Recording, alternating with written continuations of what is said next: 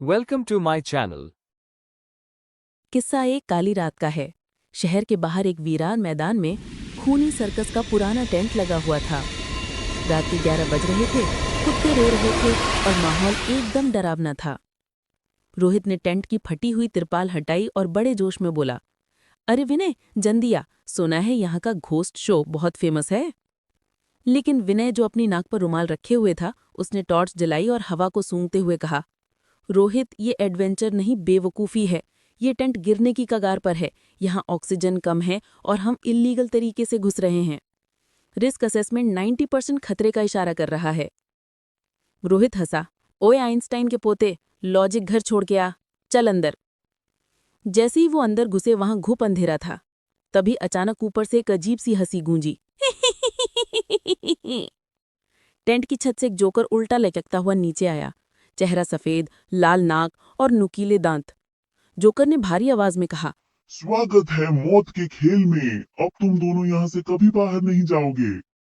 आमतौर पर लोग यहाँ चीखते, लेकिन हमारे हीरो अलग मिट्टी के बने थे। रोहित ने अपनी कमर पर हाथ रखा और ऊपर देखते हुए बोला, ओए हेलो, स्पाइडरमैन की सस्ती कॉपी, नीचे उतर के बात कर। ऐसे लटक के सारा खून दिमाग में चला जाएगा, फालतू में चक्कर आ जाएंगे तुझे। जोकर हक्का बक्का रह गया। हैं? तुम्हें डर नहीं लग रहा? मैं भूत हूँ भाई, भूत, खूनी जोकर।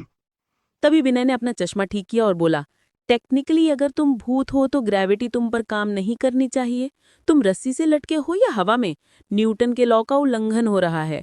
जरा पास आना, मुझे तुम्हारी डेंसिटी चेक करनी है। जोकर का ईगो हर्ट हो गया। वो गुस्से में नीचे कूदा और उनकी तरफ भागा।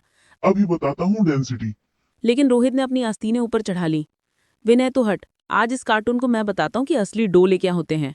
रोहित ने फाइटिंग पोज ले लिया। बेचारा जोकर कंफ्यूज हो गया कि डराऊं या भागूं। अपनी इज्जत बचाने के लिए जोकर ने चुटकी बजाई और उन्हें एक भूल भलैया या मिरर मेज में कैद कर दिया। जोकर शीशों के पीछे से चिल्लाया, अब तुम यहाँ भूख प्यास से मर जाओगे, ढूंढो मुझे। रोहित ने आव न देखा न ताव अपना भारी बूट उठाया और तड़ाक से एक शीशा तोड़ दिया। जोकर चीखा। ओए, ये 100 साल पुराना एंटीक शीशा था। रोहित ने कहा, तो मैं क्या करूं, रास्ता बना रहा हूं। उधर विनय ने अपनी जेब से लेजर लाइट निकाली। हिंसा नहीं रोहित, साइंस यूज कर। उसने लेजर लाइट घुमाई और रिफ्लेक्शन के नियम से असली जोकर को ढूंढ निकाला। उसने लेजर सीधे जोकर की आंखों में मारी। जोकर बिलबिला उठा। मेरी आंख, ये लेजर कहाँ से लाया? विनय ने गंभीर होकर कहा, तुम्हारी आंखों में बहुत जल्दी जलन हो रही है। कहीं तुम्हें मोतियाबिंद यानी कैटरैक्ट तो नहीं? भूतों का मेडिकल इंश्योरेंस होता है क्या?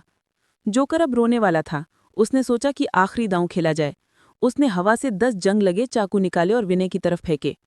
रोहित बिजली की रफ्तार से कूदा, विनय को बचाया और सर्कस के झूलों का इस्तेमाल करते हुए सीधे जोकर के पास पहुंच गया।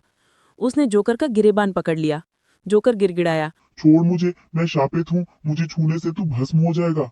रोहित हंसा, अबे चल, जिम में 100 किलो की बेंच प्रेस मारता हूँ, तू तो 50 किलो का भी नहीं लग रहा। प्रोटीन नहीं पीता क्या?